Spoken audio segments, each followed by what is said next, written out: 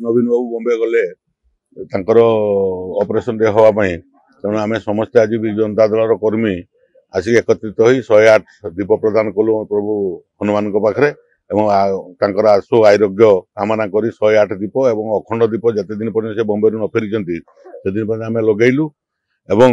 आज आम कहूचु ओडिशार जड़े अद्वितीय नेता एवं सबू गरीब परिवार समस्त सी होती पितृतुल्य तेणु आम समस्ते कामना करुचु प्रभु हनुमान पाखे खूब शीघ्र से आरोग्य होकर आसु। आमर प्रिय नेता नवीन पट्टनायक देह जो सामान्य असुस्थ होती एवं से चिकित्सा जो बॉम्बे जाइछन्ति आमे